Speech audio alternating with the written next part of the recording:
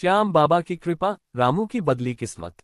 एक छोटा सा गांव था जहां रामू नाम का एक बहुत ही गरीब लकड़हारा रहता था। रामू इतना गरीब था कि कभी कभी उसके परिवार को एक वक्त का खाना भी नसीब नहीं होता था। लेकिन रामू की एक सबसे बड़ी पूंजी थी उसका श्याम बाबा पर अटूट विश्वास। वह हर दिन जंगल जाने से पहले बाबा की एक छोटी सी तस्वीर के सामने माथा टेकता और कहता, बाबा, मैं हारूंगा नहीं क्योंकि तुम मेरे साथ हो। एक समय ऐसा आया जब गांव में भयंकर सूखा पड़ा। लकड़ियां सूख गईं, काम मिलना बंद हो गया और रामू के घर में दाने दाने की किल्लत हो गई।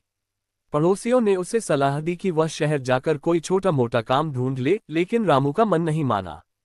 उसने अपनी फटी हुई पोटली उठाए और पैदल ही खाटू धाम के लिए निकल पड़ा।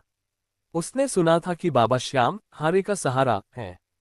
वह थक कर चूर था, पैरों में छाले थे, लेकिन उसके होठों पर बस एक ही नाम था, जय श्री श्याम।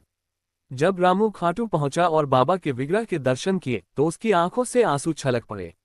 उसने कोई धन दौलत नहीं मांगी, बस इतना कहा, बाबा, मुझे इतनी शक्ति देना कि मैं अपने परिवार का पेट पाल सकूं।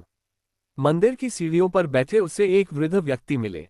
उन्होंने रामू को एक पुराना बीज दिया और कहा, बेटा, इसे अपने आंगन में बो देना और श्याम नाम का जाप करते रहना। रामू वापस आया और उसने वह बीज बो दिया। चमत्कार यह हुआ कि सूखे के बावजूद वह बीज एक अद्भुत चंदन के पेड़ में बदल गया, जिसकी खुशबू पूरे इलाके में फैल गई।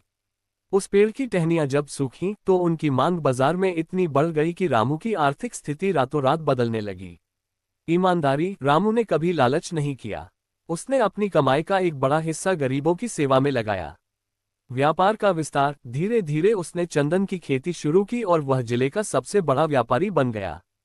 अटूट भक्ति, अमीर बनने के बाद भी रामू हर महीने खाटू जाता और बाबा के चरणों में शीश नवाता। सीख, श्याम बाबा केवल धन नहीं देते, बल्कि मेहनत करने का रास्ता और मन की शांति भी देते हैं। जो हार मान लेता है, बाबा उसे ही हाथ पकड़कर शिखर तक पहुंचाते हैं। हरे का सहारा बाबा श्याम हमारी। हरे का सहारा बाबा श्याम हमारी।